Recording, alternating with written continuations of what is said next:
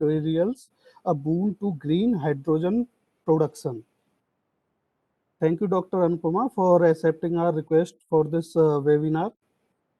Before the start of event, let's thank our sponsors, Pfeiffer Vacuum, Jagatech Corporation, Excel Instrument, Rudraksh Technologies, Optimized Solutions, Streamline and Mansat Vacuum Technologies. For more details of our sponsors, please visit our NTC student chapter website. Now moving forward, it is my pleasure to give a brief introduction of our speaker, Dr. Anupma Thakur. Dr. Anupma Thakur is currently an early career research fellow at IIT Gandhinagar, India, and completed PhD from CSIO Chandigarh in 2021. She earned a gold medal in Master of Technologies in Nanoscience and Nanotechnology from the Punjab University, Chandigarh, India in 2016. She has also earned a gold medal in Bachelor of Technology in Electronics and Communication Engineering and Technology, Eternal University, Baru Sahib, India in 2014. She is a well-established young nanotechnologist in the field of nanomaterial and material science for designing sensors and energy harvesting devices.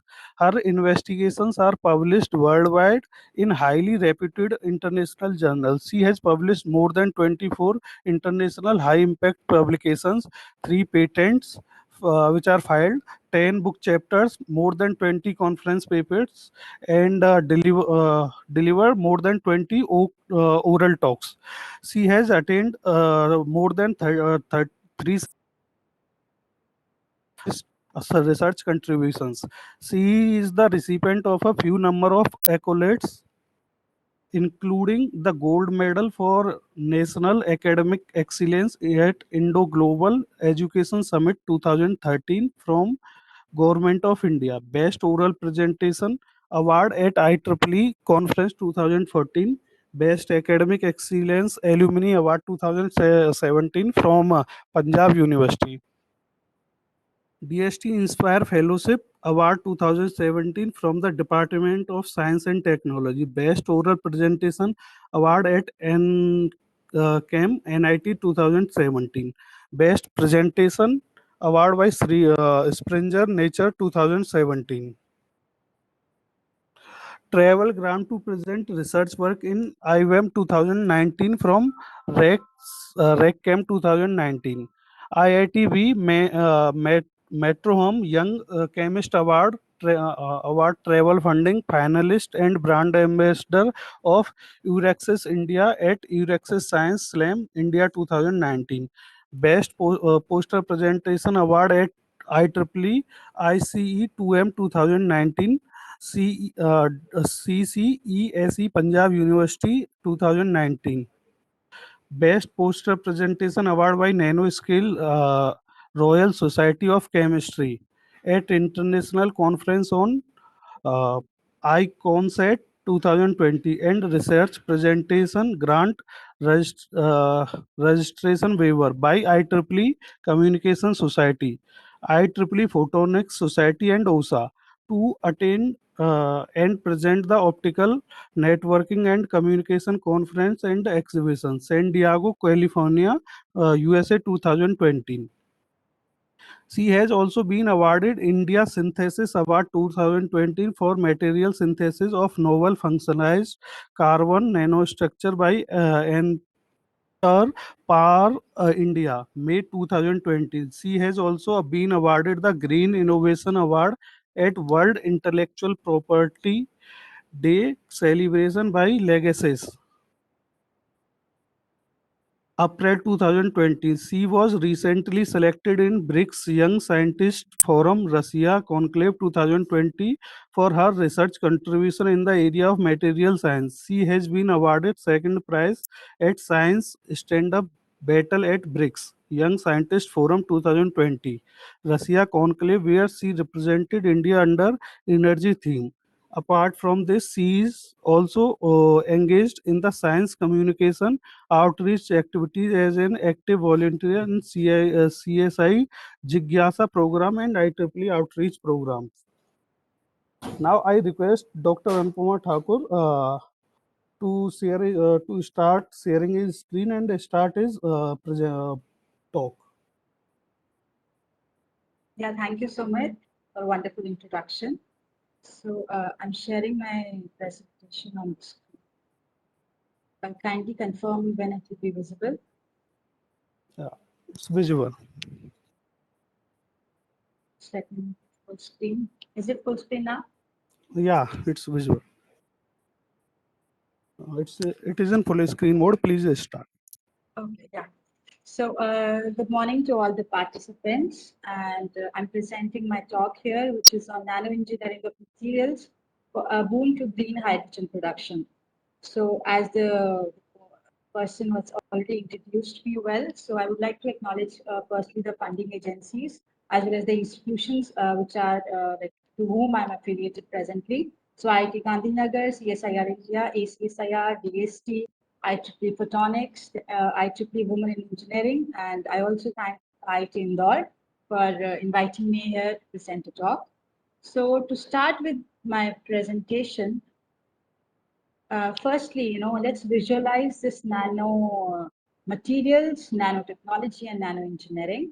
So to visualize this, let me take you to a tour where we'll see that what all this nano looks like. Okay, so to make you visualize, just we're taking a small example of a human hand. So herein, as nano was, is acclaimed to be, and a thoughtful, the thought given by Richard Feynman, sir, that there's a plenty of room at the bottom. Okay, so with this, let's visualize that plenty of room at our hand. Okay, taking as an example. So considering the 10 centimeter of the length or of area like of in a human hand. Okay, then again going narrowing down it to 1 centimeter, then to 1 millimeter, then to 100 microns. So going deeper and deeper, and further going more deeper to 100 microns, reaching to a level of 1 micron, then 100 nanometers, and reaching down to 100 nanometers, which actually corresponds to the DNA molecule. So considering further and going to DNA, further going it again narrowing it down to 10 nanometers and 1 nanometer. So now coming to a level where we see the cells. Okay. So now considering the fact that there's a plenty of room at the bottom and how this nano actually looks like. So with a small example, we thought that this is the degree of smallness to which this nano actually belongs to. Okay, so this visualizing the fact of this nano, let's head further and define few of the definitions which will be, commonly we'll be using in this presentation.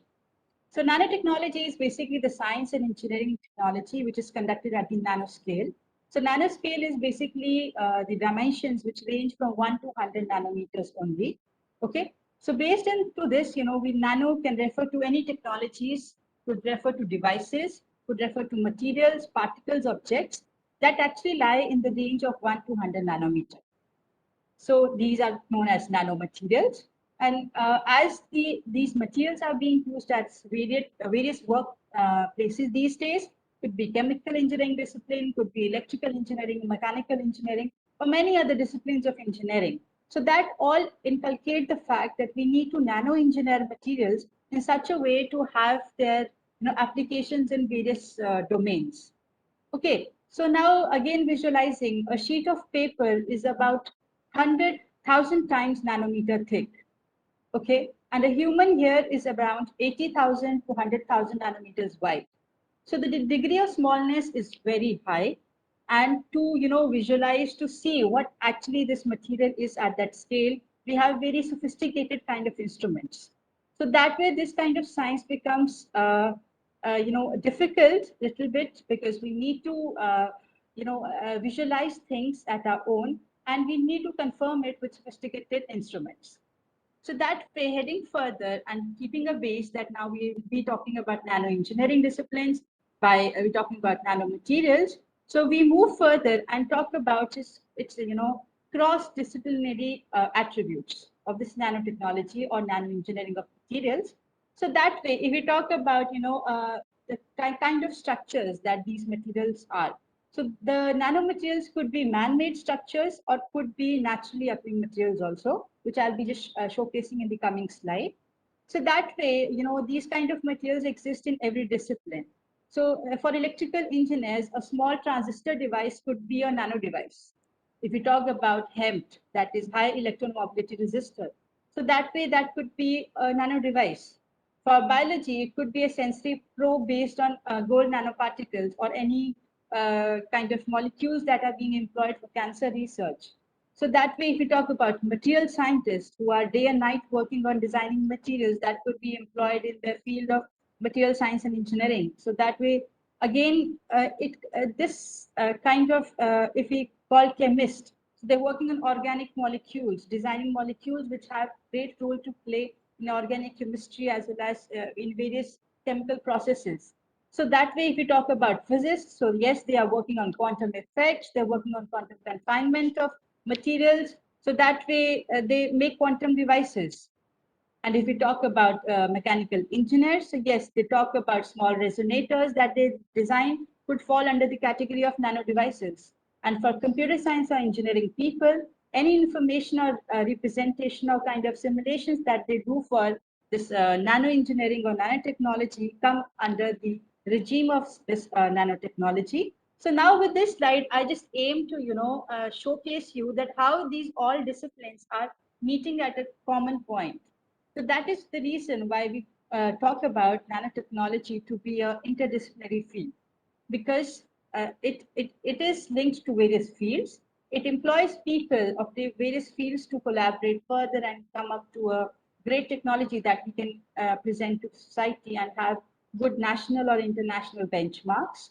But the thing is that there's a one great challenge. Like it's not easy to engineer these materials at that nanoscale. Okay, so we need to model them, we need to simulate them, we need to optimize synthesis parameters. So that way this nano engineering becomes a tricky task, but not impossible because many people are doing it. They are engineering materials for specific applications. So that way with this, now we head further, seemingly knowing that this is an interdisciplinary field.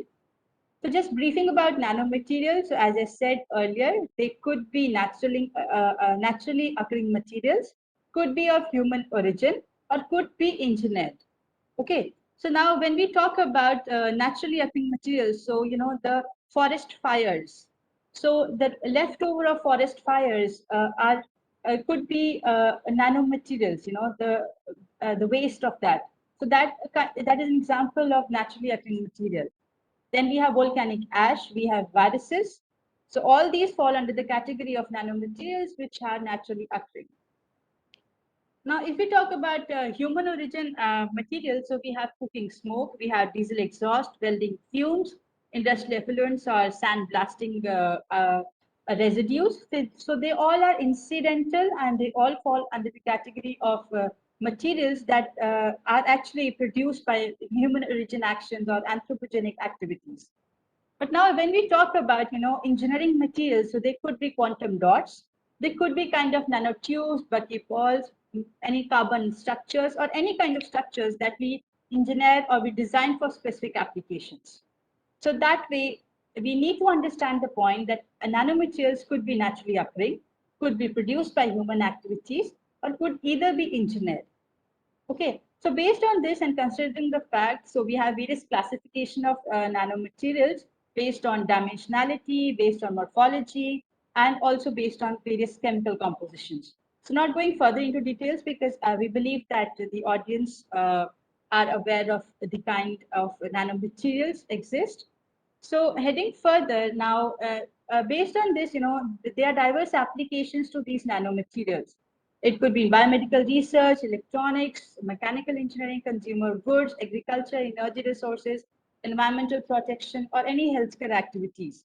So now with this, nanomaterials at the leading edge of the rapidly developing field of nanotechnology. So it is having, great applications in various domains. It could be nationally and internationally both. So that way, people working in this domain could see a bright future ahead because they are really advancing over time.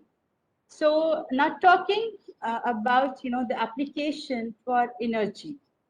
So now coming to the main part, like how we use these nanomaterials for solar energy harvesting and conversion applications. So focusing on this now, first we need to understand that why we need these materials for energy applications. Okay, so now taking the fact into consideration that we have actually plotted here the figures which actually reflect the world's total energy consumption.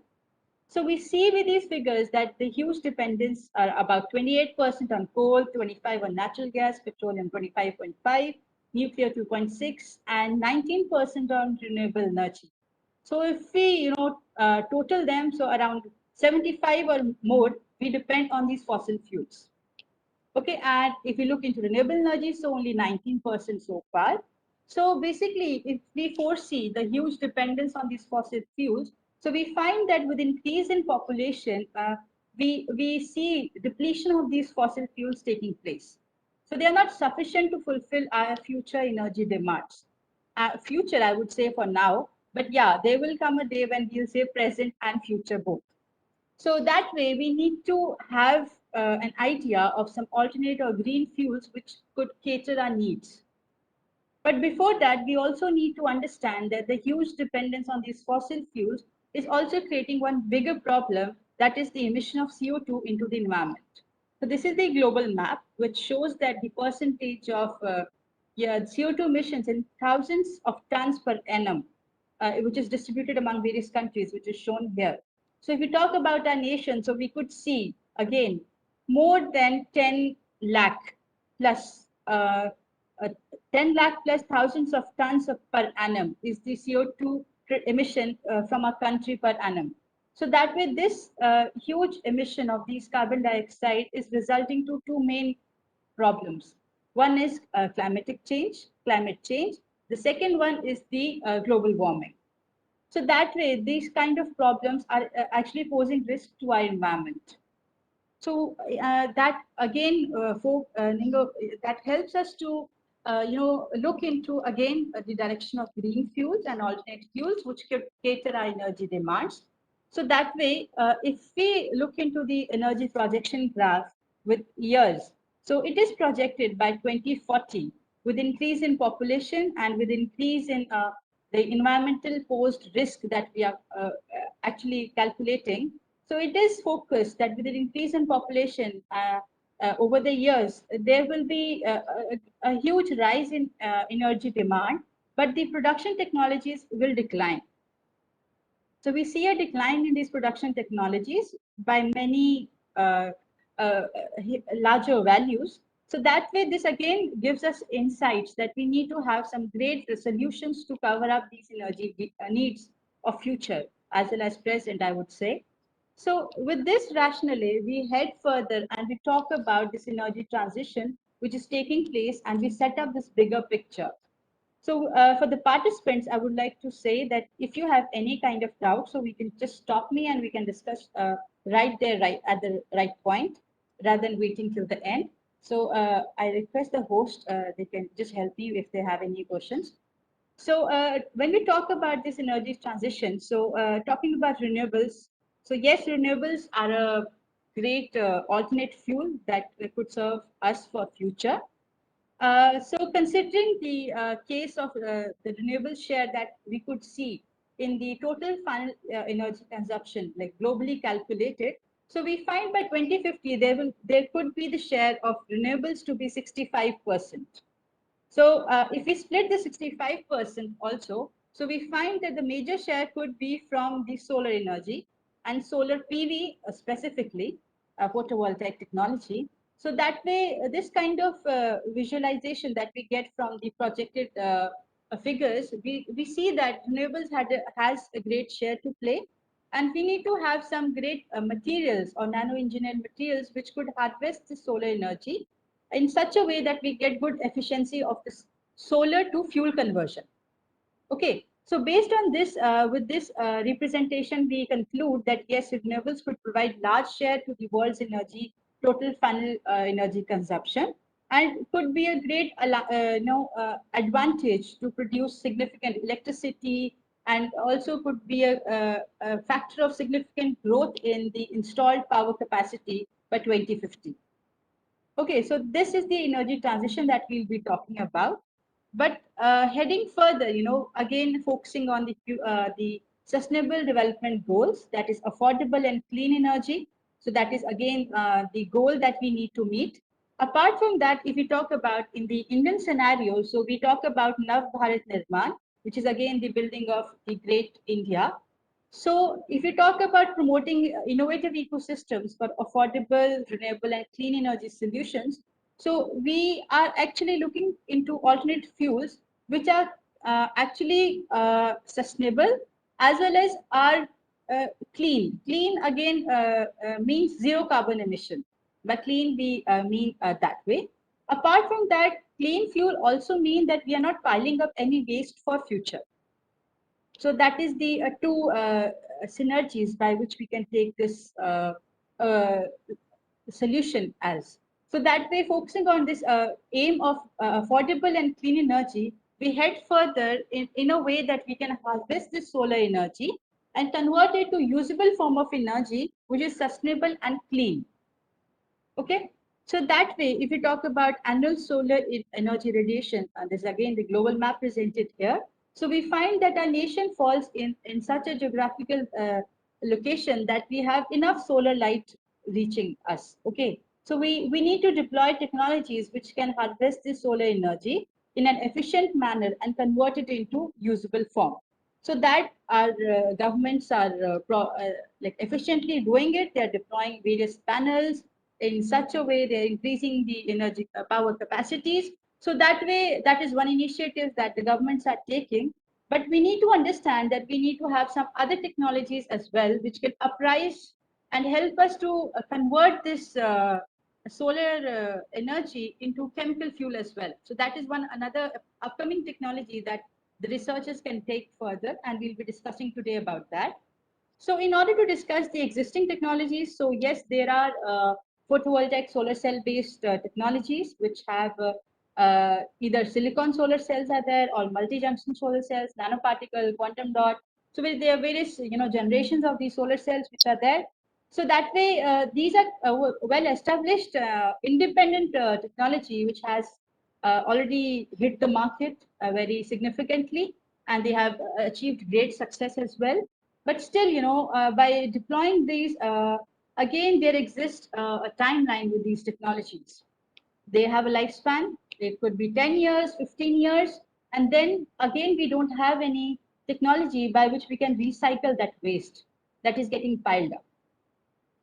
Okay, so that is one challenge that is there in this technology, but yes, it is benefiting us today. So people are less worried about like what can be done in future to recycle. So no one is talking today about that. But yes, that could be one challenge in future. So we need to stay prepared for that as well. So with this, there are other technology which has come up. That is the photoelectrochemical cells, which I'll be talking today. So considering all that, we head further and we talk about now hydrogen. So now this hydrogen comes into the picture, when we talk about, let's focus on this image here, which is the cycle of renewable hydrogen. So with this demonstration, I'll be showing like what are we actually trying to do in this technology. So actually what happens, we take water as a precursor. Okay, as a resource, I would say. And we take renewable energy, considering the photonic energy, considering solar energy. So we have this sun being the ample source of photons. So we take that solar energy here, which is employed here. So that way we design materials which can harvest this solar energy and convert this water, split water basically, and convert it into hydrogen as a fuel, chemical fuel, and then we further store this hydrogen, convert it into usable form, and further have various applications for this produced hydrogen, and this is known as green hydrogen. So the idea here is that this is the cycle of green hydrogen. And we have engineered materials which efficiently perform this solar energy harvesting and convert this solar energy to chemical fuel. So today we'll be talking of converting solar energy into chemical fuel, and that chemical fuel is hydrogen. So considering chemical fuel hydrogen, we will talk about hydrogen, why it is clean future fuel and why we are focusing on hydrogen.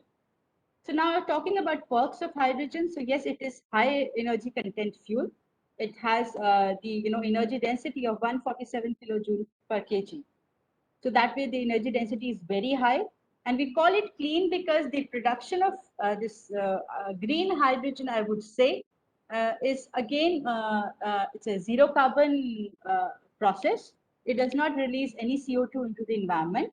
As well as when we utilize this hydrogen in the application stage to any of the application, be it a fuel cell vehicle, or it could be, it could be any electrical grid module. So that way, when we use this hydrogen in any of the application, still it result into zero carbon emission. So that way, this is known as clean. And the other fact is that the byproduct of all this process is only water. So we start from water and we end up to water again when we use this hydrogen in any applications. So that is the beauty of the process. And if we talk about hydrogen, the geological abundance, so yes, it is the third most common element on Earth's surface, and it exists in various compositions. The major one is the water. Then we have fossil fuels also, and we have biomass as well. So now talking about the energy chain. So starting from production to application. So this is the chain production as we are working on at production stage. So we are doing photoelectrochemical water splitting. Then for delivery is another aspect wherein research groups are working in this domain, and they use cylinders, cryogenic tanks, and various pipelines to help in transit of this hydrogen from the lab to market. And that way we have storage facilities also. We have compressed liquefied materials. Another great accomplishment has been made in metal hydride based nanocomposites. So they have really come up, and they have higher storage capacity for this hydrogen. So they are a great candidate materials today being explored in this domain. Further, to convert that this chemical fuel into the usable form of energy, be it electrical energy, we have a technology known as fuel cells. So the fuel cell is again very established technology which is there in the market. It was long back, but hydrogen fuel cells have recently come up and they are being employed in various automobile sector.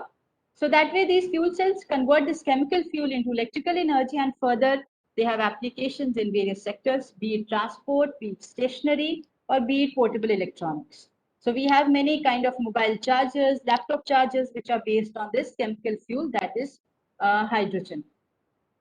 So that way, this is the energy chain of hydrogen, and this way the economy of hydrogen is increasing over time. So now the fact is, now if we talk about hydrogen today, so talking about industrial sector, so yes, we have key applications wherein hydrogen is largely employed. Okay, we don't know, but yes, it is employed in various applications. So if we talk about chemical industry, so we have ammonia, polymers, and resins which are getting prepared. So they employ the utilization of hydrogen. Around 65% of demand of hydrogen is in the chemical industry. So we have a great share in our chemical industry for this hydrogen. If you talk about refining, so hydrocracking, hydrotreating has around 25% or so. Then we talk about iron and steel industry. So for annealing application, for blanketing of gases, forming gases. So that way we have around 10%. And similarly for general industry, be it semiconductor, be it propellant fuel, glass production, and various other generators. So that way that again has 10% or around like demand for hydrogen. So that way, this in total, we need to have this kind of beneficiaries are already there, which need hydrogen. So now the question you might all have in mind is that how this demand is actually being fulfilled today. How from where this hydrogen is coming, and how industry is relying on hydrogen. So to share with you all, so yes, we have well-established processes in market already there, which have great technologies well established, which produce hydrogen and they cater to these industries. So if you look into this pie chart, so we have hydrogen which is getting produced by natural gas and coal and oil, and only 4% by electrolysis. So electrolysis, we all know, it is again the electric potential is required to split water into hydrogen and oxygen. But the catalyst, the materials that are used, they are anode and cathode, so they are metal plates. So that way they corrode over time. They have active stability issues. So that way stability is one dominating factor. So that way this field has again is at a research stage. So that way it's not much explored for industry. So the share is only 4%, which is coming for hydrogen from electrolysis, but the maximum is coming again from fossil fuels and from natural gas. So now with this, we can see that hydrogen and electricity, they both are energy carriers, and they both are complementary to energy, complementary to each other, and they have a great role to play in this energy transition. That is from fossil fuels to alternate fuels. So why I'm saying that they are complementary is because hydrogen being a chemical fuel, which will hit the market soon, and electricity, which is already there. We have electric vehicles which are being run. We have electric buses which are there running on batteries. So that way they seem to be complementary to each other because electricity, has battery systems employed there. So that batteries again recycling is a challenge. So various, e-waste is getting again piled up. But for hydrogen being a chemical fuel, they have fuel cell technologies which have these electrodes which are being employed there, which might need, which have high active stability, and they convert this hydrogen to electricity without any storage. So that way the fuel cell is continuously running, and that way producing electricity, which is giving power to any sector. It could be transport, could be portable electronics, or could be stationary applications. So that way this hydrogen, which is coming from renewables, dominantly from solar energy based renewable systems, has a great technical potential to cater our energy demands. So that way, we need to look into prospects by which we can engineer our materials in such a way that we can harvest great solar energy and convert it into good and efficient chemical fuel, that is hydrogen. So with this now, again, I'm using the word green hydrogen again and again. So just to classify that, yes, we already have three colors of hydrogen, which are there and are generally used in this terminology. So the gray hydrogen is the hydrogen which is being produced today and is being used by industries. So the feedstock here is natural gas and coal. So the process named as steam reforming is converting coal into hydrogen and releasing huge CO2 into the environment. So that is the reason that they term it as gray hydrogen. So one kind of naming that is given to that. Then came blue hydrogen, a pretty simpler and little eco-friendly, I would say, process after gray hydrogen. So blue hydrogen came up, and they have the same feedstock, that is natural gas or coal, but they have some carbon capture technology which is integrated with the steam reforming in such a way that few carbon emissions get released out into the environment. So they try to capture complete, but the efficiency of this technology is again low today. So it does not capture complete CO2. Rather, around 30 or 40% is again released into the environment. So that way, this is better than gray hydrogen. But the great pioneer is the green hydrogen, which has come up. So that way, this green hydrogen does not use any fossil fuel as a feedstock. Rather, they use water and renewable energy. Renewable energy also, I'm referring to solar energy here. And the process is photoelectrochemical water splitting, which has come up and is hitting the market today. So that convert this water into hydrogen and oxygen. So oxygen is released to the environment because we want oxygen-rich environment. But this hydrogen which gets produced is stored and further used in various applications. So that way we refer to green hydrogen because it is a zero carbon emission fuel. the production as well as the application does not result in any carbon emission. So this green hydrogen holds a great potential to ensure environmental, clean and sustainable future for our mother planet Earth. So with this vision, we are heading further and talking about photoelectrochemical water splitting process. So considering the fact that, if we talk about water splitting, so water splitting is basically an endothermic reaction. So it requires some energy to initiate the process. Okay, it requires energy to drive the mechanism. Okay. So that way, that energy could be photonic energy, could be electrical, could be thermal, could be biochemical. So these are well-established technologies and are being employed in various sectors. So when we talk about biochemical energy, so they have certain microorganisms, some bacteria, some microbial fuel cells, or any kind of technology which drive this water splitting technology. Then we have electrical energy, which drives water splitting. So again, then we provide some kind of electric potentials to the devices that split water, that help in decomposition of water. Then we talk about thermal water splitting. So they employ huge high temperatures, could be 800 degrees Celsius or 1000 degrees Celsius.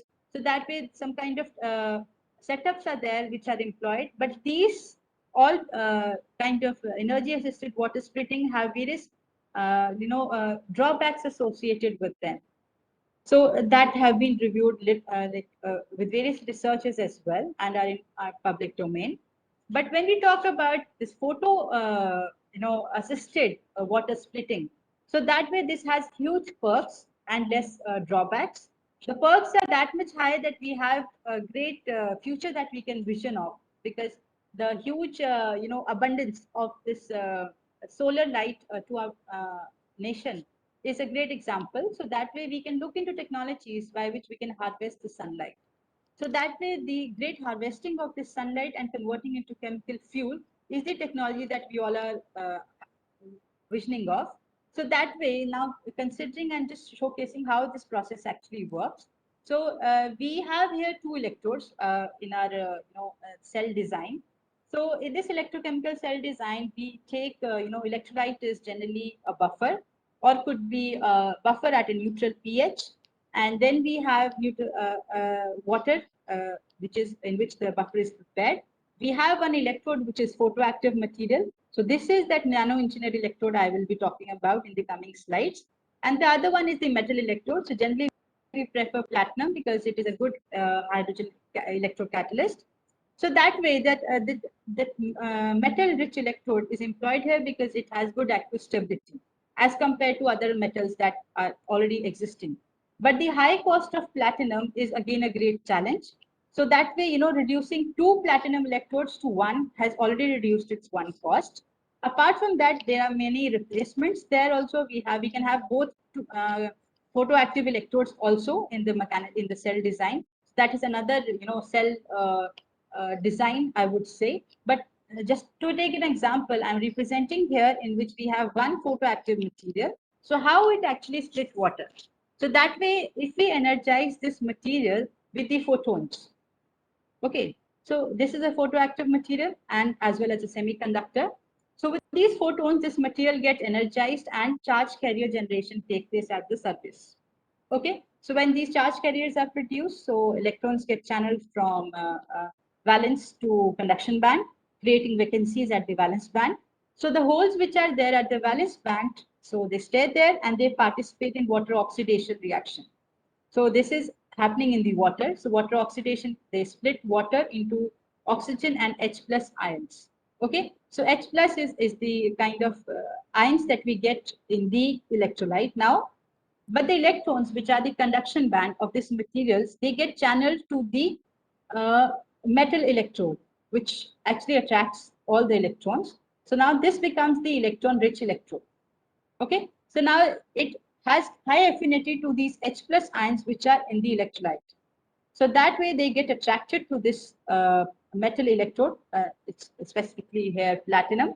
So that way these H plus ions plus electrons, they form hydrogen and we get oxygen at one electrode and hydrogen at the platinum electrode or metal electrode. So that way this hydrogen which is getting produced at this platinum electrode is of great interest to us. So we collect this hydrogen, we convert it into usable form, and that way this is employed in various applications. So this is the water splitting process and photoelectrochemical water splitting process. So with this now there has been great research trends and methods by which material compositions have been taken like into considerations. So I will be showcasing few research timelines, state of the art, and a kind of status of international and national, and some choice of materials. So the huge state of the art in this domain lies in various synthesis approaches which have been employed to design materials. Choice of catalyst, it could be metal-based materials, transition metal-based materials, or any other kind of materials. And kind of water splitting approaches could be photocatalytic, could be photoelectrochemical. Then a kind of small timeline which showcases that this process is not new. It was first discovered in 1972 by Honda and Fujima scientists. So they demonstrated this photoelectrochemical water splitting with the TiO2 as a electrocatalyst, as a photocatalyst. Okay. So this was first discovered in 1972. So since then, various material compositions have taken place, and they are, kind of research is again engineering materials in such a way that we can harvest huge amount of solar spectra. Okay, so that way great research contributions have been made. And if we talk about in terms of publication and citation, so if we talk about internationally, so yes, huge price is seen over the years. And if we talk about Indian scenarios, so again, the demonstrated, features here that the interest of Indian institutes, Indian researchers is increasing as, the demand for green hydrogen is increasing over time. So with this, we need to understand that what people are looking at when working in this field. So people are looking at into solar to hydrogen conversion efficiencies. Okay, but the fact is that the STH that we are talking about here today is very low today. So if we talk about, this STH maximum is only 8%, which is reported, and this is only reported by 10% of reports. And if we talk about efficiencies less than 2%, so we have 64% of reports in literature that exist which have reported efficiencies less than 2. So now you can consider the fact that the efficiency is quite low, and we need to have very good engineered materials that can harvest the solar energy and convert it into hydrogen. So this is one factor in which way we can talk about. And the second factor is the photocurrent density. So the photocurrent density, if we see, so only 10% reports are there which have reported more than 25 milliampere per centimeter square photocurrent when they actually produce a huge amount of hydrogen. And if we see the current range, that is 4 to 15, is produced by 40% of reports. So many reports lie under this regime. So again, we can see that there's a great potential in work that has been already done.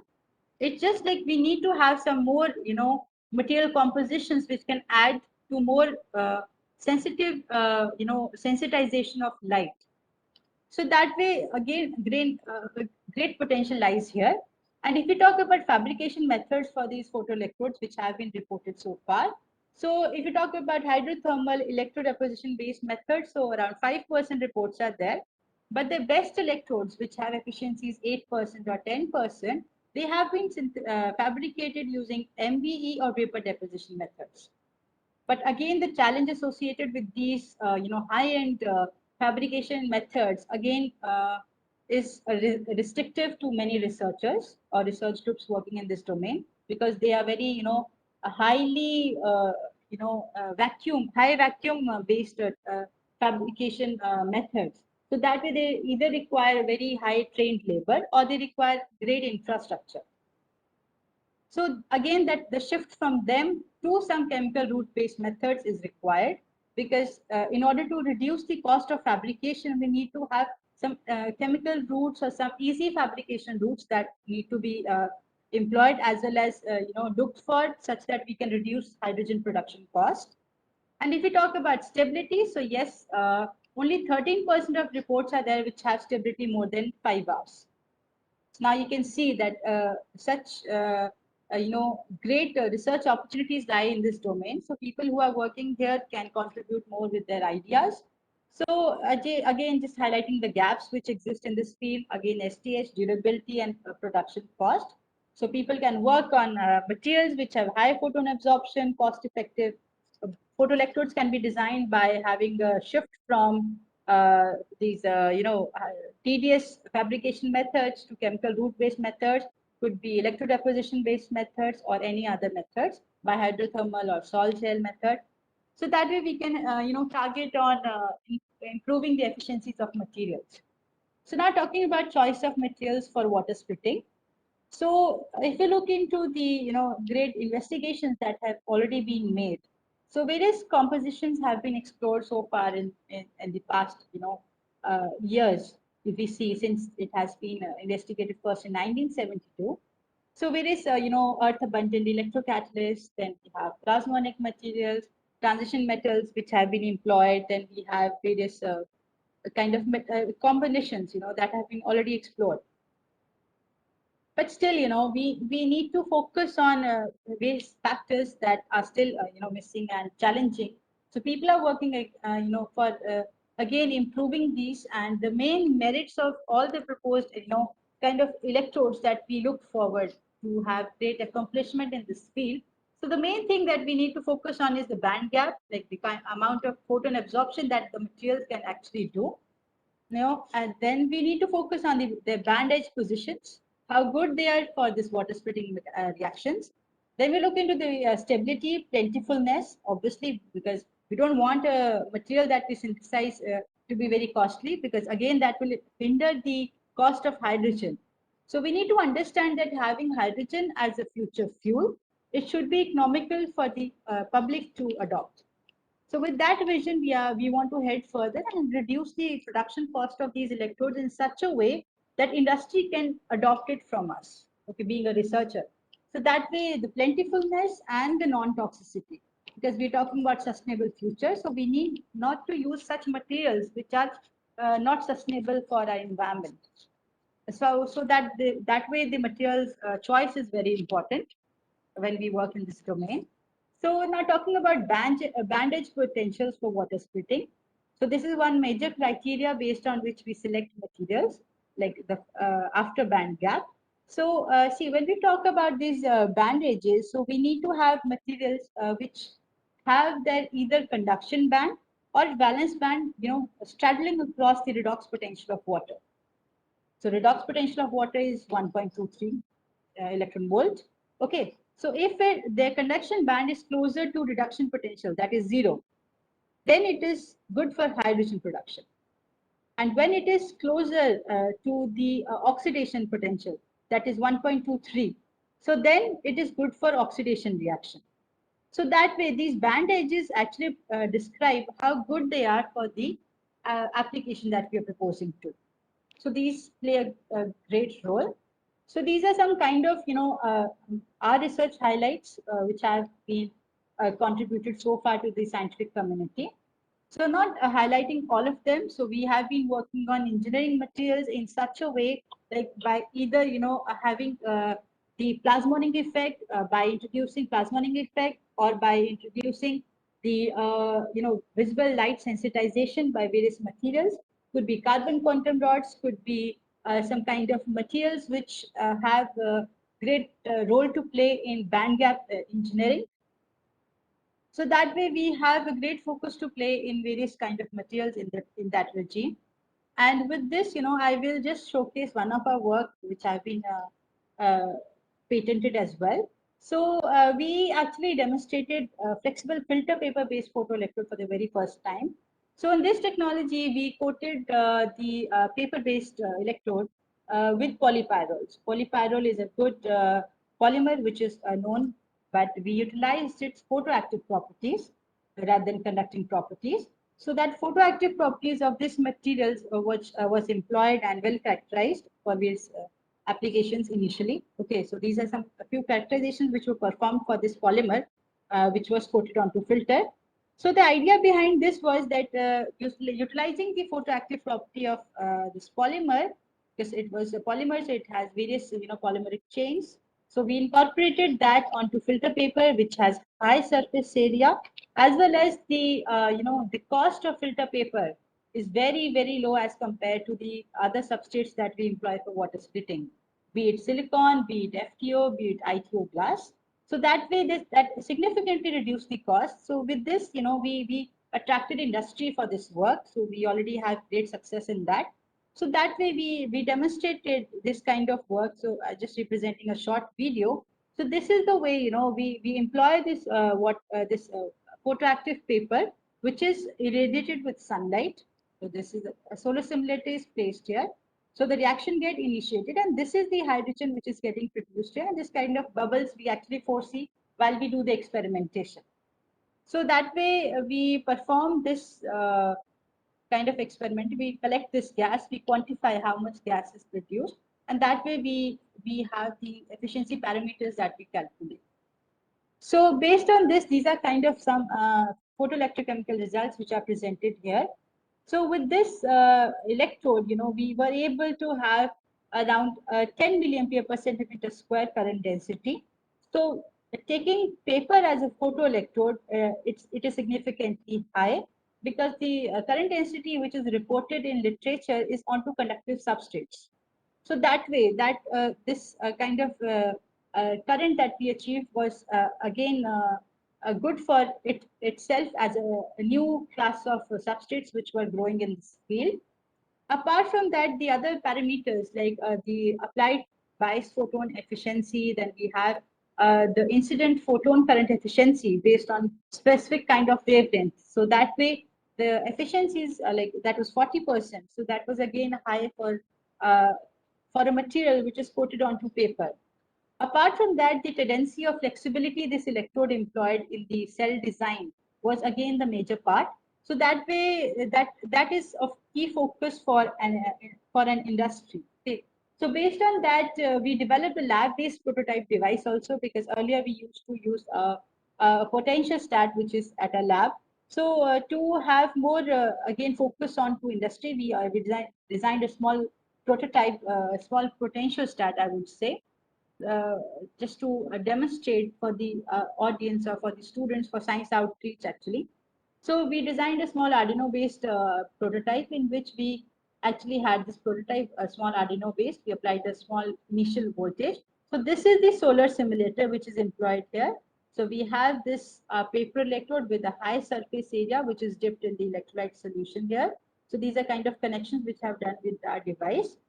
So now when we focus here, so here you can see the rate of hydrogen production is high because the area of the surface area of the electrode is high. Okay, as well as the composition of photoactive material is high on the surface of the electrode. So that way this kind of high production rate was achieved for hydrogen here in this case. So we quantify the gas which is produced here with a gas chromatograph, which is an online system, which is with this system installed at a lab. So based on this, now I have talked more about this production. Now we need to understand that how this production of hydrogen can be further actually implied to the utilization. So how it comes to market and what is the potential. So based on this hydrogen, we need to understand that we have various fuel cell technologies which are established here. So considering the fact that hydrogen is a boon to future as a clean fuel. So if we talk about its highlights, so hydrogen could eventually, eliminate the greenhouse emissions from the energy sector. So that way, if we compare various fuels here which are listed, so in terms of the, I would say the energy density is 142 kilojoule per kg for hydrogen is very high as compared to other fuels. You can see. So it can really cater our energy demands very efficiently. And if we talk about fuel efficiency, so it is 60%, which is 22 with gasoline and 45 with diesel. So that way it has a great, role to play in this field again. So if you talk about this era of green hydrogen beacons, so again it is projected by 2050, it will be easier to reduce the cost of green hydrogen by reducing the cost of hydrogen production.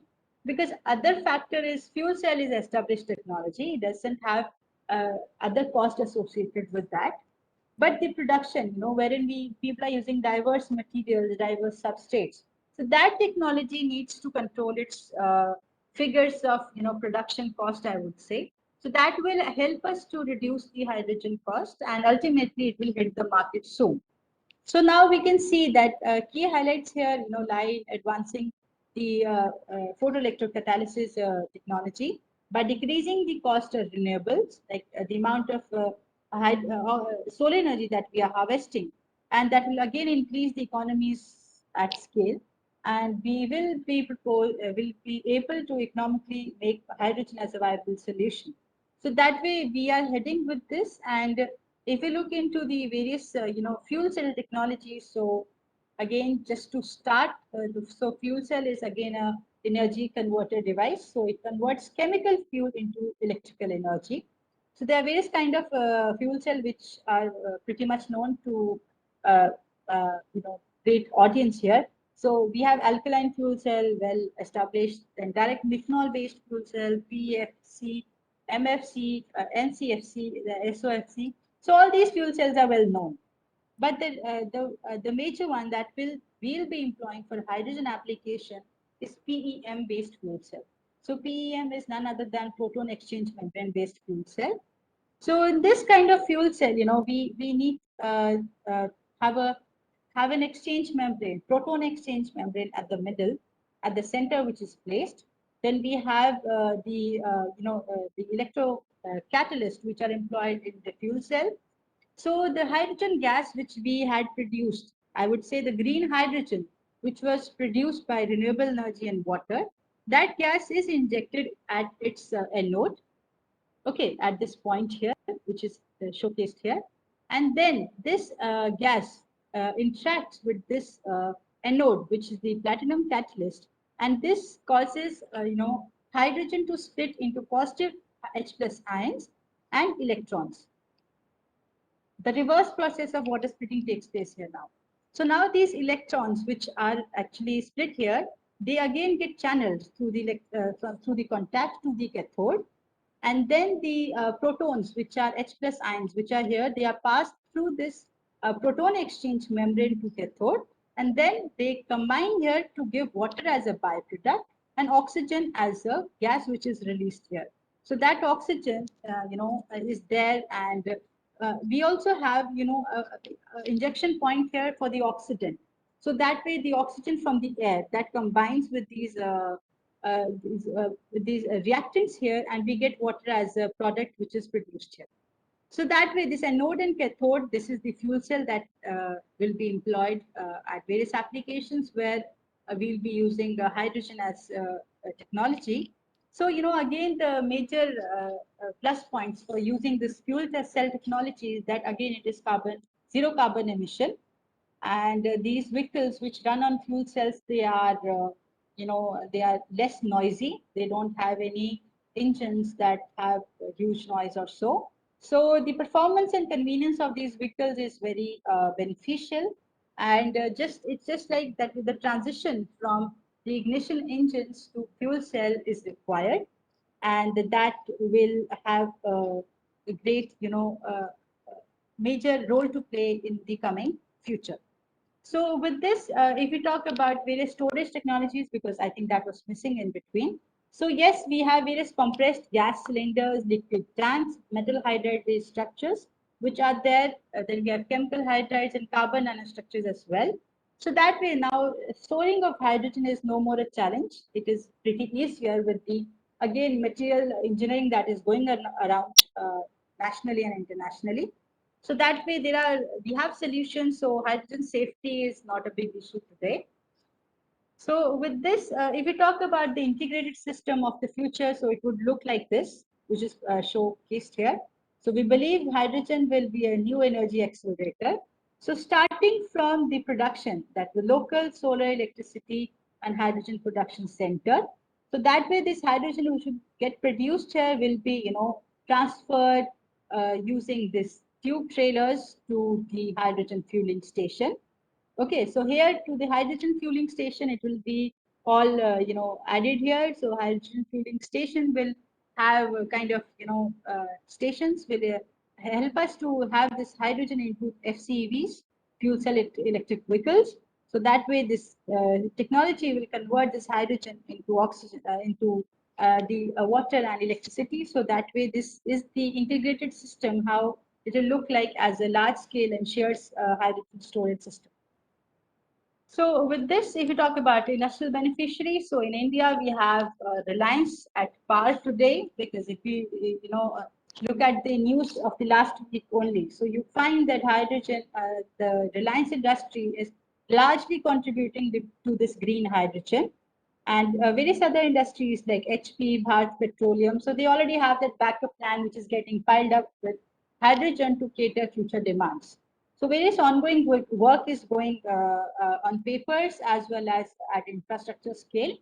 And if you talk about internationally, so yes, we have already USA, we have Australia, and we have Japan. They already have adopted hydrogen and they are running their vehicles on hydrogen as well as portable electronics. So with this, if we look into large benefits at sector-wise, adopting hydrogen as an energy carrier, so yet, yes, if you talk about health benefits, so yes, it will give us a green environment. So one will have less harmful, inhaling of any harmful emissions. So that is one plus point to our health. Then environment benefits, yes, it is clean in nature. So again, it will have no climate change. So we'll have a healthy environment. In terms of economic benefits, so yes, if we have hydrogen as a energy carrier in future, so that will help us to have more job creation, domestic production of various, this kind of hydrogen as a gas. So fuel cell industry is again a 2.5 trillion industry. So by 2021, it was 2.5 when it was recently, written in some news article. So it has already hit 2.5 trillion.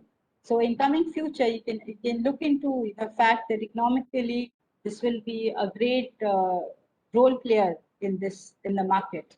And if we talk about energy security, so yes, by creation of many jobs is looked for by 2035 by forcing green hydrogen as a carrier.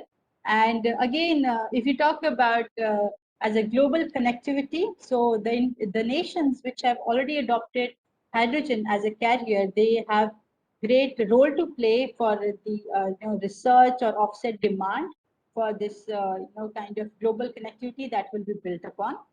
So with this, there come some key challenges also in adopting hydrogen as a clean fuel.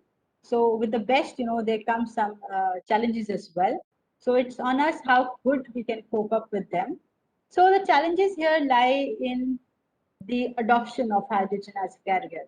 So it is us as an audience, as a public, we need to accept it how, as how good we can accept it. So if we talk about acceptance factors, so yes, the technology scale up is one major issue, because when we're talking about this energy transition, so we need to shift from the vehicles that we have today to the vehicles which will run on fuel cells. So that kind of technology scale up has to be taken care, but that way the automobile industry is getting hit up, because we already have Hyundai, then we have Tata, we have which have already launched their hydrogen vehicles. So again, the mechanical engineers, the people who are associated with them, so they might face challenges in this drift. But with coming technologies, we need to upskill ourselves. So that is one plus point. But again, great technology scale up is required, and acceptance from public, from governments will be needed. So that way, the great support from everyone is required to adopt hydrogen as a feedstock for the coming future. So that way, if we recognize hydrogen's role in energy transition, so yeah, yes, it has a major role to play in terms of various uh, sectors that you talk about. So at conclusions, I would say that yes, we talked about solar powered strategy for the production of hydrogen fuel. So in this, as a material scientist, I would say that the outlook for from my presentation actually would focus on designing cost-effective photoelectrodes, and that could be based on utilizing earth-abundant materials rather than choosing materials which are of less which are of high cost. So that way, the idea is to tune materials, tune their band gaps by varying their shapes, by playing with their surface effects or any things that you can take further. So that way, just adopting these earth abundant materials could be a great help. Then, if we talk about the flexible photoelectrodes, so yes, this has opened up a new domain for people to work upon. So, flexible electrodes, photoelectrodes are new to this field. They have not been much explored, so that can be taken further to reduce the commercial cost of hydrogen. Because the idea of people who are working in this domain is just to reduce hydrogen cost and to increase efficiency. These are two major things that people are working upon. So based on that, people can adopt paper as a flexible device, which is new to this field. And the next thing is people can work on efficiency parameters. So simultaneously, when we perform any experiment, so we do these efficiency parameter tests. So that way, the development of monolithic devices based on good efficiencies may result for a bright future for the production of hydrogen. So with this, we have a vision that we believe water will one day be employed as fuel and water will be the coal of future. So with this vision, we are heading further and producing green hydrogen and again preserving water by utilizing hydrogen because hydrogen ends up with water as a byproduct. So nothing to worry about by utilizing water. We are not depleting water for anyone. Rather, we are again preserving water with equal purity. So that is the thing. And with this, we head further. So if we talk about nanoengineering, emerging field. So yes, again, it helps to again engineer tune materials in such a way that they can harvest more solar energy by various compositions that one can follow. They can tune in materials, and this nanotechnology keeps growing up over time. So with this, we have been doing various science promotion and publication statistics and activities in such a way that we promote hydrogen as a future fuel. So I have been also involved in science outreach and represented India at various clean energy domains. So that way we have got chance to meet with various representatives from various nations. So we foresee that India is really doing great in this field. If we talk about various other nations, so yes, we are quite closer to what we can think of, and our industry is very supportive. So that way, anything that we do in this field will catch up great interest from industry because they want some great research to be done in this field. So that way, every researcher who is working in this field can contribute at par and have great association with industry. So good luck, everyone. So with this, I would like to acknowledge my supervisors, my mentors, and Director IIT Gandhinagar, CSIR family, late Mr. Rishabh Jain, who was a part of our group, then DST, CSIR, ACSR family, and IEEE family. So with this, I would also like to pay tribute to IIT Indore, IEEE Nanotechnology Council student chapter. So that way they have a great role to play with this by organizing this session. So that way, it's very important to share benefits to join IEEE. So great initiative by the student branch chapter. So yes, one can, be a great volunteer by enrolling to IEEE because me, has been a great experience by myself being a member of this family. So it has taught various, experiences. So that way, I share my experience. I encourage everyone to join this family and contribute your bit to this because that way we can help this family to grow and its vision and vision can be met with time. So that way, keep growing the field of IEEE with joint learning. So that way, I thank everyone and thank you for listening. So this is the Lush Green campus and the Sabarmati, which is being seen here in the picture, which is demonstrated here. So this is the view of IIT Gandhinagar. I welcome you all here. So anytime you visit here, kindly meet me as well. So with this, I thank everyone. And now I'm open to questions and stop sharing this presentation. And now I can take questions from the participants.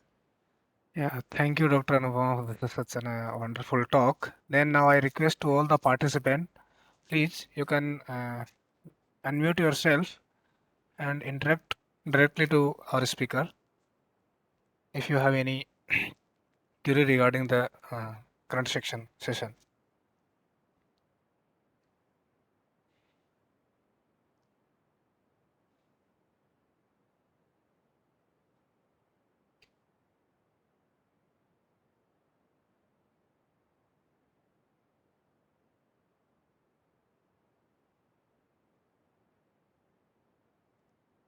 Okay, actually, Yeah. we Shall I have see received the some, chat? yeah, Yeah, from the yeah. chat Okay, box okay. actually. 2 to 3 questions we have received in the chat box. One from the Nikhil Kalke. Why the Yeah, yeah. production technology decreases, but it should also increase with the technology evolution? Okay. So see, Nikhil, to your question, I meant to say that obviously the population is increasing over time, so demand will increase. The production of this energy is decreasing because we have all the production technologies centralized to fossil fuels only. Because we have coal reforming, we have steam reforming, all that is actually handling or dependent on coal as a resource, as a feedstock, I would say. So that way, we need to have a change, a transition from coal as a feedstock to some other technology as a feedstock to cater our demands. So that way, we call it as alternate fuel. Technology needs to be explored by researchers working in this domain, in the energy domain. So that way, the production technology, production, I would say, not technology here, the production is decreasing over time because it is focused on coal as a resource. So if coal will decline, deplete, so then we have nothing from where we can produce energy. So that way, that is the resource. So that way, we need to have technologies which can actually help us to have some other resources. So that way, now we are shifting to water as a feedstock and solar energy as a feedstock. So that way, by using these two feedstock, we are producing hydrogen as a gas. Now you will say one day water will also get depleted. No, the answer here to this question is no, it will not get depleted because we again get byproduct water. And if we talk about solar energy, so we have huge solar energy already there. So we are again utilizing the same solar energy to this application. So that's the concept. So if any other question you have in your mind aligned to this, you can unmute and we can interact. I'm open to it. Yeah, good morning. Hello. Yeah, Nikhil. Yeah, ma'am, it's Rupak Kumar, and your presentation is very nice, ma'am. Ma'am, actually, I want to know, means you told 3 types of blue, gray, and green hydrogen storage we have. So I came to know, means we are seeing that in your feedstock is petroleum and coal in both gray and blue. Then what is the difference between gray and blue hydrogen, ma'am? Can you Yeah, yeah, explain, ma'am? yeah. Good question. I'll say it again. See, gray hydrogen has a feedstock coal. Yes. Okay, Okay. coal or natural gas, I would say. And blue again has the same feedstock. The process of converting this feedstock to hydrogen is steam reforming in both blue and gray. Okay, Yeah. but Okay, the ma'am. blue has a plus point to have carbon capture technology integrated to the steam reforming, which gray doesn't have. So carbon capture technology is a kind of technology which, like you imagine a fume hood is there, right? Yes, This yes. chimney is there, which is installed in homes, right? So it what it does, it actually filter out some bigger particles to go out, right? It's a Yes. chimney kind of thing. So carbon capture technology is kind of chimney which is added to a steam reforming system, which allow less CO2 to get out, to release into the environment. So that carbon capture technology is additive point in blue hydrogen. So it is considered to be eco-friendly than to gray hydrogen. but it is not completely eco-friendly. Okay, it has some amount of CO2 which is again released to the environment, which it cannot capture. So that Okay. way, green hydrogen is better than all two, like all of them, because it is zero carbon emission. Okay. Okay. Yeah. Thank you, ma'am. Very nice explanation, ma'am. Yeah, one more question from the chat box, I think, is basically I think he's talk about the technology, or basically the method which are used to improve the photoelectrode by using Okay, yeah. fabricated by the nanoparticles actually. So which method will be more viable, the cost effective, as well as the less time consuming? I think it's a technology based. Yeah, see, I had many work which I could have discussed, but it's impossible to discuss everything. But to answer Nikhil's question is that yes, we have various methods as well as particles, nanoparticle choice that can be incorporated onto photoelectrodes in such a way that they can increase their efficiency. So if we talk about methods, so yes, if we talk about chemical routes, so hydrothermally we can have a great choice of materials which can be actually fabricated directly onto the substrate. So could be nanoparticles of could be zero-dimensional, could be two-dimensional materials. If we talk about two-dimensional materials, so it could be MOS2 based material, which is the very best candidate, I would say, for the water splitting. So MOS2, if we have a P-type MOS2, so that way it participates in good hydrogen evolution. So that way that could be one good choice to have a better electrode. Now if we have MOS2, so MOS2 has a band gap of 1.23, actually 1.23 is the band gap. Now it can harvest visible spectrum of the material, of the sunlight actually. Okay. Now, but the sunlight is actually a composition of three lights, UV, visible, and IR. Okay. So now we need to have material choice in such a way, or material combinations in such a way that we can actually harvest the complete spectrum of sunlight. So what we can do is to that MOS2, which is as actually harvesting the region of 400 to 600 nanometer. So onto that MOS2, we can have some materials which can harvest 800 to 400, 800 to 1200 nanometer light, IR region. Okay, so that way some materials can be incorporated that way. Apart from that, if you want to harvest the UV spectrum, so what you can do is you can add some TiO2 based material, some wide band gap semiconductor as a base, which can harvest UV spectrum. So that way, tuning of the band gaps can be done for materials, and that way various combinations can be thought of, can be considered, but keeping in mind that the material stability is one major factor. Okay, because all materials are not aquastable. So we need to keep in mind that the materials that we are utilizing in this application, they need to be always dipped in solution in the electrolyte. So they need to have high aquastability. So that is one challenging task, but it is not that difficult. We need to have good adhesion to these materials, so we can have some binders added or any other thing, or any other process which could actually result in good adhesion for these materials. So that all can be taken up by researchers, and they can work in that field. So I think Nikhil is not there, but yeah, he can go I back think, to yeah, recording. actually, actually. So, one question from the Karthik, I think, is PEC water splitting more efficient than the electrolysis?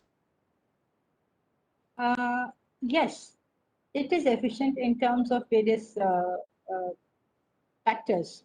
So, factors is that it employs good production rate of hydrogen as compared to electrolysis, because again, I said more harvesting of photons will result in good production of hydrogen. So that way, material to be engineered in such a way that they can harvest good amount of solar energy. And electrolysis is more potential you apply, more splitting you'll get, right? But that more potential that you'll apply to the electrodes will actually degrade their quality. So metal electrodes will corrode over time because they don't have stability, better stability. So yes, PEC water splitting is having more efficient potential as compared to electrolysis. Plus add-on benefit is that it utilizes the abundant solar energy. So it is renewable energy assisted technology. So that is a boon to play in this field. Okay, and then one more question from the Karthik. I think what is the major challenges to commercialize the PEC water splitting? Yeah, the major challenges is again the one. Now we are working on the kind of lab scale water splitting with photoelectrochemical water splitting technologies. So if we talk about US, so yes, they have kind of projects which run with both cooperation of industry and lab. So what they do, they make one plate of photoelectrode today. They give it to industry, so that way industry checks its either single orientation based structures or panel based structures. We have solar panels, right? So in solar panel, they have multiple electrodes which are there in that panel. So that way, industry, the challenge associated in commercialization is that the design is not yet fixed. Whether a single electrode would be fine, whether array would be fine, whether which orientation would be fine for this huge production thing. So commercialization is an issue, but yes, the active participation from industry could make it more accessible. Yeah, okay. The question from the Aditya Bhardwaj. Basically, the which electrolyte would be the better for the PEC, and any particular thing which should be kept in mind to improve the efficiency of Yeah, the PEC? see, electrolyte depends like which kind of reaction you are promoting. If you are promoting photoanodic reaction, so alkaline electrolytes would be fine to use. But if you are promoting photocathodic reactions, so then you need to go for acidic environments. Could be H2SO4, like zero point 0.1 molar, 0.05 molar. And if you talk about alkaline, so you could go with zero point 0.1 molar NOH or zero point 0.5 molar NOH. So that would be fine. And any other particular thing which should be kept in mind?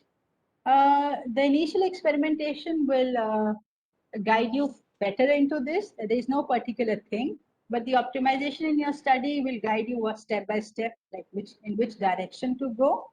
But yeah, the fabrication of the electrode is very important thing from my research experience, which I would like to share. It's very important to fabricate a good electrode. Otherwise, your electrode is the major role player in the experimentation. So that way the adhesion of the material should be very fine on the substrate that we're using. Otherwise, you will see only ITO performing in the water splitting because material will, leach out in the electrolyte. Yeah, beside the chat box, the participant, you can directly unmute yourself and you can directly ask the question from the speaker. Hello, ma'am. This is Loknath, and I have one doubt in the band alignment that you have shown in that slide. You said that the band alignment, if it's starting from zero, it is better for the PC application. But what if we have different material which have band gap more than 1.23, but the alignment not in that parameter? Then how it will affect the performance of the device? Yeah, see, I told that band alignment is not the correct word. The correct word is band edge potentials, okay, Yes, for the ma'am. materials. Yes, So ma'am. those band edge potentials for your material, when they are straddling across the redox potential of water, Yeah. only then they will participate in water splitting. For example, you have any material which just band gap is 4.8. Okay, so Okay. 4.8 band gap of your material will, it's very rare chance that it will have its band edges in between this water redox potential. So don't waste your time in working with that materials because that will not split water at any case. Okay, ma'am. Okay, so the band edge potential of your materials that you use, just check with its edges. If its edges are aligning across redox potential of water, that is 1.23 electron volt. Okay, only then it will participate. So that is the fundamental rule. You can go through the existing fundamental literature, you'll get better idea. But at the nutshell, I've explained you that if its conduction band edge is closer to zero, Okay, ma'am. zero, then it will be acting as a good, water reducing agent, and it will help you on good hydrogen production. And if it has its valence band or conduction band basically closer, basically it's a valence band closer to the 1.23, that is water oxidation potential, then it will be good as a like I would say OER catalyst, oxygen evolution reaction catalyst. Okay, ma'am. Okay. Thank you. Yeah, the Lakshmikant Malik from chat box, I think. Any short idea about the photochemical water splitting? Yeah, And photochemical water splitting is kind of photocatalytic water splitting. It's one and the same thing. So yeah, if you talk about ideas, so I have worked on photocatalytic water splitting as well. But with photocatalytic water splitting, there's challenge associated. So the challenge is that, see, here in photoelectrochemical, you have two electrodes, two gases getting produced at different electrodes. Okay. But in photocatalytic reactor, you have everything getting produced in the same cell, the same electrolyte. So it is very difficult to separate out gases. But then people use scavengers. They have some scavengers like methanol they add to suppress the holes because they don't want water oxidation reaction to run. Okay, so they have some whole scavengers that they add, like could be methanol, could be hydrogen peroxide. So that way, we have complex additions that people make in that. But again, I would say it is difficult to quantify gases in that because the purity of the gas is lost. So yes, photocatalytic processes for degradation of pollutants is a good aspect to take further. But photocatalytic water splitting has challenges like associated with that. And so that is, we actually at every point we get this question because these both technologies started their era together, photocatalytic and photoelectrochemical. But we see that much work has been done in photoelectrochemical because the idea behind is to have pure hydrogen as a product. So that accounts better and that way can be taken further. yeah, is there any remaining query from the audience? Would you like to ask Hello, from our speaker? Yeah, please. ma'am. One more question from storage point of view. What are the challenges do you feel in storage of hydrogen, pure hydrogen, ma'am? Just like one compressed gas, you told cylinder was there, some metal hydride, liquid hydrogen. So Yeah, yeah, can you yeah. explain something, ma'am? Yeah, see, Rupak, basically, I have a good experience in production technology, but as working in hydrogen, I would comment a little bit on storage because that's not my core research domain. But see, challenge is there because it is difficult to store hydrogen because it requires huge volumes of containers because energy density is quite high, right? So what people are doing today is because we don't have now imagining a hydrogen to be employed in a car, right? To drive a small car that we own. So now to have hydrogen in that car, we need to have smaller cylinders that we can place there, right? So we Yes. need to store huge volumes in small capacity. So that is the idea. Okay. So now research in this field is growing in such a way that now we need to compress that gas and then store. Okay. So to Yes. compress that gas and store, people are working on metal hydride based nanostructures or carbon based nanostructures in such a way that they act as packing molecules. Okay, so nanomaterial, as we work in nanomaterials, we are actually using these materials because they have very prominent properties, like they have high surface to volume ratio, right? We study that when we Yes. Yes. study the properties of nanomaterials.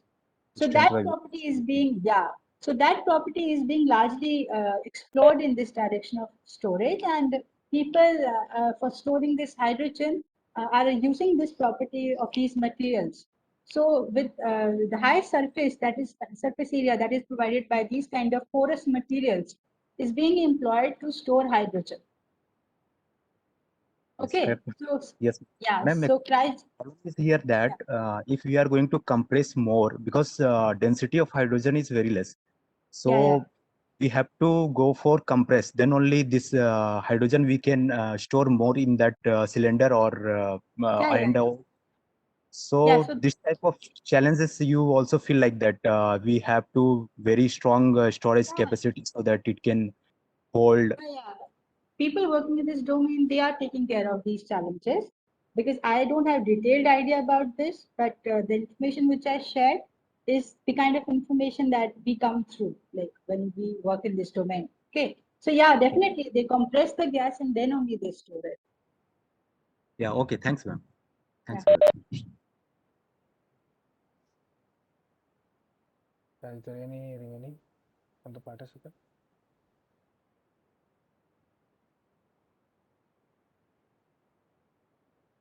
Okay, I think all the participants done. Yeah, Dr. Anupama, I have a few doubts actually. If the industry are going for the Audible is hello. voice little low. Yeah, Okay, yeah, now it's fine. okay, yeah. So basically, the industry are going for the towards the ethanol-based fuel cell as compared to the yeah. So Yeah, yeah. basically, so I don't have much more idea on the fuel, the hydrogen fuel cell or ethanol fuel cell. Just Okay, okay. taking the methane news Yeah, media or so anything else. Yeah. what they are So doing is, see, so so basically, that, yeah. so how is it different from the hydrogen fuel cell? Basically, is it depend on the cost or something else? The production and the transportation, stability, efficiency. So which parameter they have decided to that go for the ethanol or compared to the hydrogen fuel cell? Okay, so very nice question, Sanjay. And I really appreciate that you are tuned in to great technologies that are coming up. So the thing is, see, so earlier, like as a part of my PhD, I was working on this water splitting. Yeah. Okay, so this produces hydrogen as a clean fuel for future that we know. Okay. Now the another technology which has again equally has stand out as a best technology aligned to this is carbon dioxide reduction. Mm. Okay.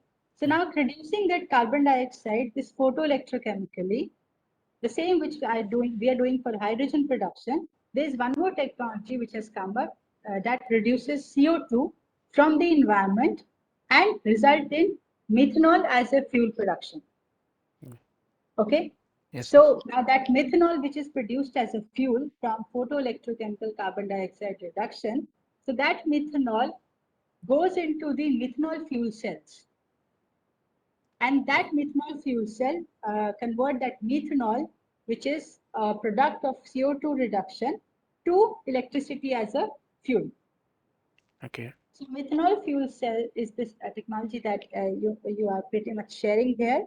So that methanol fuel cell, it could be methanol, it could be ethanol, Yeah. because again that it depends like which CO2 reaction pathways you're performing. If it Yeah. is 2 electron, then you get ethanol. Then if it's a 4 electron process, you get methanol. 8 electron formic acid, 16, then you get carbon monoxide. And so that way monoxide one is not promoted. But the other reactions, if we do those electron pathways, so we get different carbon products that we get. So that is again a trending technology. So in my project, which I'm doing at IIT Gandhinagar, so this Yeah. is one kind of my objective. I'm working on carbon dioxide reduction as well. So Yeah. that way, hydrogen and carbon dioxide reduction, they both are coming up technologies which will cater our future demands. But fuel cell for sure will be coming up into various sectors, because it is the technology which will convert the chemical fuels that we are producing by various pathways to electrical energy finally, without Yeah. backing up any electronic waste for future. Yes, yes, yes. Yeah. Yeah, thanks. And then I think one doubt from basically it's not a doubt actually. Basically, in the fabrication point of view, and the MB and the vapor deposition techniques are mostly used ratio of the percentage actually, as compared to the sol gel and hydrogel. And basically, these the MB and vapor deposition techniques are very costly and need to a very uh, clean room environment as well for to set up this technology and tools. So, there is any further improvement in the sol gel or hydrothermal to fabricate the device as compared to the MB and vapor deposition? They could be, right? See, the kind of practices one followed. Like Solgel also doing in some clean room would have more efficacy of good fabricate electrode to Yes, be yes, fabricated, yes, right? yes. Yeah, yeah. So that all depends like what practices you follow. Solgel in a dirty lab would not result in good electrodes, right? Exactly. Yeah, so that all depends like what kind of infrastructure you have, what kind of facilities, what kind of chemicals you adopt. So that way, Solgel also varies from person to person, place to place. Okay. And Okay. that way, if you compare these with the vapor deposition based and molecular beam epitaxial technology based technologies, so that way, those technologies, as I said, they acquire high trained labor. That is one great challenge. Yes, The yes, second major challenge is that they require huge high vacuum as well. yes, yes, Okay, and the infrastructure, the maintenance cost, and everything is higher. So, being a researcher, like having a mindset that we need to have electrodes that we can produce at our uh, resourceful way, in a resourceful way. So that way, one can adopt for not only sol gel, it could be hydrothermal technique, right? yes, yes. Producing any material by autoclave chamber, by adopting for electrodeposition based methods. Yeah, So that way, yeah. any method which is actually reducing the huge dependence on resources, not Yes, trained yes, labor, not huge vacuum. No, it's difficult to maintain huge vacuums yes, yes. in India. So that way, these are some tedious processes. So you can avoid them. Yeah, yeah. Basically, this is a limitation actually. For the- Yeah, that's the limitation. yeah. Okay. Then I think. Yeah. Thank you, Dr. Anupama, for such Yeah, an thank you so wonderful much for discussion, inviting me. and hopefully Yeah, yeah, you thank you. enjoy the session with the audience Yeah, as yeah, well. I too enjoy it. So it really feels happy, when participants ask their doubts. It feels that now we have actually deliberated what we wanted to. Yes, So yes. that's the best thing. So I'm really happy. Thanks to all the participants, to all the organizers for inviting me here and giving me chance to communicate science, which I'm doing. So thank you Yeah, so much. yeah. Hopefully you all enjoyed. Yeah. Thank you. Then let's meet again. Okay. Yeah. And then we are requested to all the participants, please share your feedback. We will share the feedback form at the end of the day. So please share your experiences regarding this session and then further improvement for this the upcoming webinars. And have a great day for all the. Thanks and welcome to our. Thank you. Yeah. Okay. Bye, Sanjay. Yeah. Okay.